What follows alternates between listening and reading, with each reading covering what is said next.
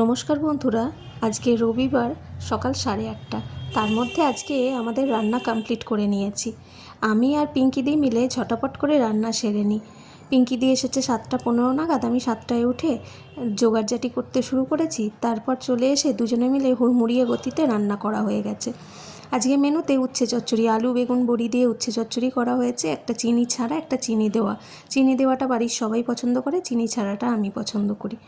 উচ্ছে চচ্চড়িটা ভাজা ভাজা হয়ে যাওয়ার পর আমারটা তুলে নিয়ে তারপর বাড়ির সবারটার মধ্যে অল্প একটু চিনি মিশিয়েছি। আলু পোস্ত রেডি। আলু পোস্তটা আমাদের দেখলে আপনারা অজ্ঞান হয়ে যাবেন, কারণ আমাদের বাড়ির সবাই আলু খেতে খুব ভালোবাসে। এটা দুদিনের জন্য বানিয়েছি আলু পোস্তটা। বিউলির ডাল, এটা যথারীতি চিনি ছাড়া আমার জন্য, আর এটায় অল্প একটু চিনি মেশানো হয়েছে বাড়ির সবার জন্য। আজকে আমার মা এসেছে, তাই চিনি ছাড়াগুলো মা আর আমার জন্যই। এবার ছেলে কোনো দিন কাঁকরোল ভাজা খায়নি, তাই কাঁকরোলকে কীরম দেখতে সেটা দেখানো হয়েছে এবং তারপর ভেজে রেখেছি ওর জন্য। হয়তো আগে খেয়েছে, ভুলে গেছে। আর ইলিশ মাছের মাথাটা ভেজে রেখেছি, খাওয়ার আগে আর একবার ভেজে নেব। আর ছেলে ইলিশ মাছ খুব যে পছন্দ করে তা না, সেই জন্য ডিম সিদ্ধ করে রেখেছি।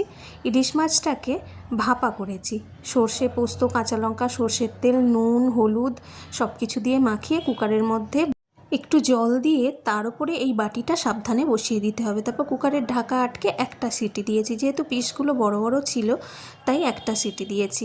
অনেকে সিটি দেন না, তার আগেই কুকারটাকে খুলে নেন, কিন্তু আমি একটা সিটি দিয়েই এটা রান্না করি। ইলিশ মাছের ভাপায় যত খুশি কাঁচা লঙ্কা দিন, কাঁচা লঙ্কা আর সর্ষের তেলের ওপরই এই রান্নার স্বাদ ডিপেন্ড করে।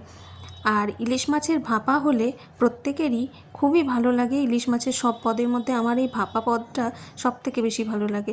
আমার ছেলে আবার ইলিশ মাছ খুব বেশি পছন্দ করে না, সেই জন্য ওর জন্য ডিম সেদ্ধটা করে রেখেছি। ইলিশ মাছ খাবে, কিন্তু ও অতটাও ইলিশ মাছ পছন্দ করে না। যতটা চিকেন পছন্দ করে ততটা মাটনও পছন্দ করে না। তো বড় হলে হয়তো টেস্ট চেঞ্জ হবে।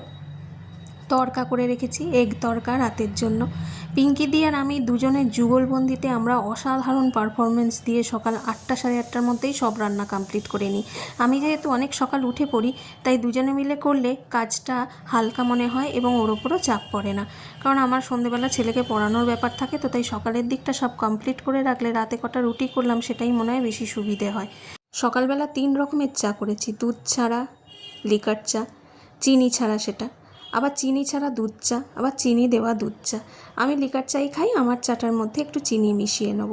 সব কিছু তাড়াতাড়ি করে কমপ্লিট করে নিলে মজাই আলাদা।